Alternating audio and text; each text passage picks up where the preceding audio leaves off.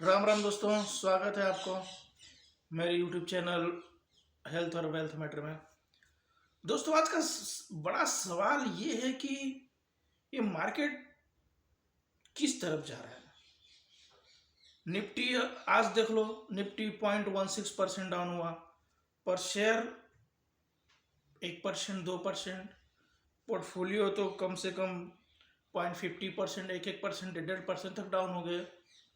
तो सवाल ये उठ रहा है सब इन्वेस्टर, छोटे इन्वेस्टर, रिटेल इन्वेस्टर के मन में कि आखिर मार्केट ऐसे ही बिहेव करेगा या मार्केट में वाकई में कोई बड़ी क्रैश आने वाली है।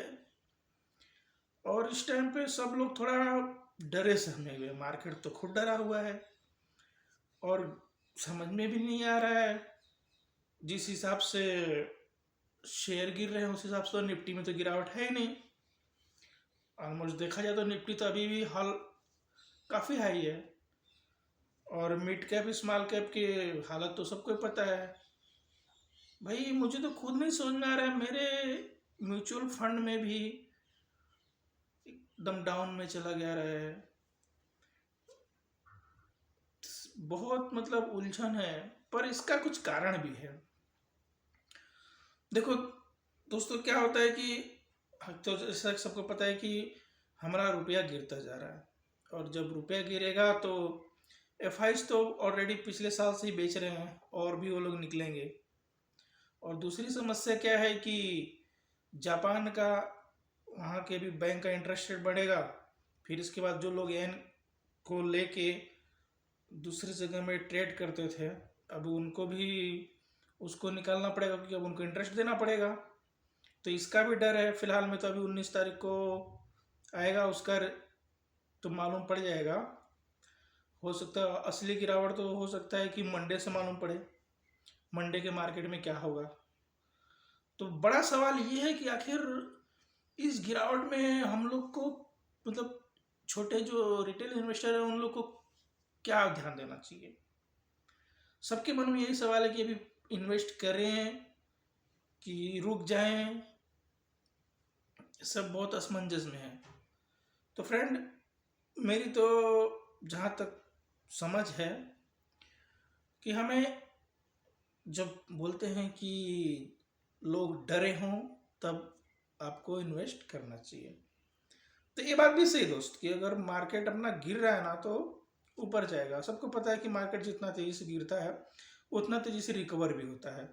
तो इसमें डर तो है, लेकिन थोड़ा रुकना चाहिए मेरे ख्याल से। अभी ये पूरा दिसंबर महीने तक अगर आपके पास कैश पे है आप, तो आप थोड़ा थोड़ा करके बाय करिए और कोशिश करिए कि आप लार्ज कैप में बने रहिए अभी, और थोड़ा थोड़ा करके बाय करिए, कैश रखिए। क्योंकि मार्केट अभी हो सकता है कि जैसे 2024 में अक्टूबर से मार्केट डाउन होना चालू हुआ और ये आपका पूरा अप्रैल तक गिरता रहा, फिर अप्रैल के बाद तो पूरा रिकवर हो गया।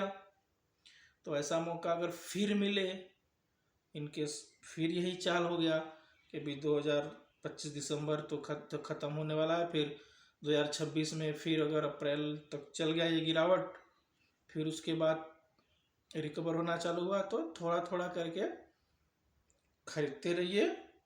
अगर एसआईपी तो चल रहा है तो एसआईपी चलने दीजिए, नहीं तो अगर इस टाइम पे आप और एक काम कर सकते हैं। अच्छी बात यह है कि अगर आप एसआईपी को एक दो महीने एक में एक इस प्रीमियम स्किप कर सकते हैं तो वो पैसे भी आप अपने पास कैश रखिए, क्योंकि हो सकता है आपको फिर अगर अच्छा मौका मिले तो आप अगर इक्विटी में भी इन्वेस्ट कर रहे हैं तो एसआईपी का पैसा जो आपका स्किप किया हुआ है उसको भी रखिए और फिर इन्वेस्ट करिए, क्योंकि इसमें भी अच्छा रिटर्न तो अपना हो ही जाता है। अगर रिकवर किया मार्केट तो जो अभी तक लॉस हो रहा है वो सब रिकवर हो जाएगा, ये तो है।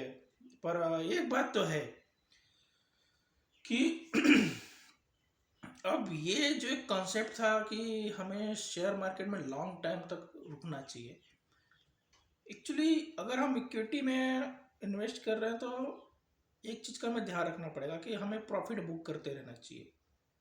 अगर हमारे किसी इक्विटी में, मैं जहाँ तक समझता हूँ कि अगर 20-25% तक आपको ग्रोथ हो गया है तो प्रॉफिट थोड़ा थोड़ा बुक करते रहना चाहिए दोस्त, क्योंकि अब ये लॉन्ग टर्म वाला सिचुएशन, लॉन्ग टर्म तो है, अच्छी बात है, चलता ही है, लेकिन आज की जो मार्केट सिस्टम चल रहा है, जैसे लगता है कि अपना मार्केट तो एकदम मैनिपुलेट हो रहा है भाई। मतलब एफ अगर ज़्यादा नहीं बेच रहे हैं तो भी डी भी बेच रहे हैं, और डी के सेलिंग की वजह से रिटेल भी बेचने लगते हैं। पर यह है कि अब तो रिटेल होशियार हो गए हैं, अब रिटेल समझदार हो गए हैं, वो लोग भी फैसला सोच समझ कर लेते हैं। अभी एफ को तो अपना मायने रखते ही हैं, लेकिन अब समस्या ये है कि हमको क्या मतलब ये डर होना चाहिए एफ अपना इंडियन मार्केट में वापस आएंगे नहीं आएंगे, अभी कब तक आएंगे। तो देखो दोस्त, एफ तो आते हैं कमाने के लिए, वो तो कमाएंगे, प्रॉफिट बनेगा, वो तो बेच के निकल लेंगे। पर अभी एफ से ज़्यादा इंपॉर्टेंट हो गया ना डी और म्यूचुअल फंड। अभी आपने देखा कि जिसने अगर कोई बेच रहा तो कोई तो खरीद रहा है, तो एफ ने जितना भी बेचा सब डी म्यूचुअल फंड वाले खरीदे, और रिटेल्स भी अच्छे मजबूत हैं। तो दो तीन चीज़ों को ध्यान देना चाहिए रिटेल्स को, अपना जो इक्विटी होल्ड किए हैं या फिर और जो शेयर लेने वाले हैं। दोस्तों अभी ना ये हालत सिचुएशन हो गया है कि एफ तो सेल कर ही रहे हैं, डी कर रहे हैं, म्यूचुअल फंड कर रहे हैं, रिटेलर कर रहे हैं, अब तो प्रमोटर भी बेच के अपना माल भाग रहे हैं। अभी ज़्यादातर कंपनियों को अगर आपने नोटिस किया होगा तो वो लोग अपना लो में अपना मार्केट से अपना माल खुद खरीद रहे हैं और प्रॉफिट में बेच रहे हैं वो लोग भी खुद। तो जब प्रमोटर ही ऐसा करने लगेगा तो फिर रिटेल कहाँ जाएगा, वो क्या सोचेगा, उनका तो अजीब से दुविधा है।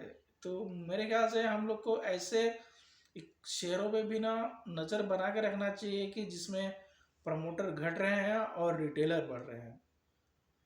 जिसमें अगर प्रोमोटर माल बेचना चालू कर दिया और रिटेलर खरीद रहा है तो वहाँ पे थोड़ा सावधानी बरतने की ज़रूरत है, ध्यान देना चाहिए। क्या है कि अभी प्रमोटर लोग भी रिटेलर को चिपका के निकल जाते हैं, फिर बाद में बच जाते हैं बेचारा रिटेलर। तो इसका ध्यान देना चाहिए बस मेरे ख्याल से। और हमको लगता है कि शायद हमको 2026 में अपना पोर्टफोलियो को फिर से एक बार रिवीजन करने की ज़रूरत है। ज़्यादातर जैसे रिटेल इन्वेस्टर लोग ने लॉस होने का सबसे बड़ा कारण क्या है कि उनके पास सबसे ज़्यादा जो रिटेलों के होल्ड वाले हैं स्मॉल कैप, मिड कैप, और जो लार्ज कैप में है तो वही सब भारत इलेक्ट्रॉनिक है, मजगांव डॉक है। तो छोटे छोटे जो शेयर्स हैं वो मतलब जो रिटेलर के फेवरेट है वही सबसे ज़्यादा डाउन है। और ये बेच कौन रहा है, ये मैनिपुलेट हो रहा है। जैसे मार्केट को समझना बड़ा मुश्किल होता जा रहा है कि अब आगे क्या होगा क्या नहीं होगा, कुछ कह नहीं सकते। तो इसके लिए दोस्त अपना मेरे ख्याल से अब अगर आपको मार्केट में बने रहना है और मार्केट से प्रॉफिट कमाना है तो अब हमको ये ध्यान देना पड़ेगा कि अभी जो सेक्टर चलने वाले हैं कौन से ज़्यादातर।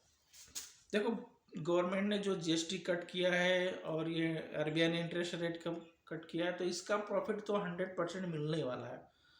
अपना इंडियन मार्केट थोड़ा टाइम जाएगा, अगर मेरे ख्याल से 2 महीने और फरवरी लास्ट मार्च, उसके बाद तो पिकअप पकड़ लेगा, क्योंकि इसका फ़ायदा दोस्त होगा ही होगा। बस ये अमेरिका और इंडिया के ट्रेड डील का कंफर्म हो जाए फिर उसके बाद तो अपना मार्केट चलेगा।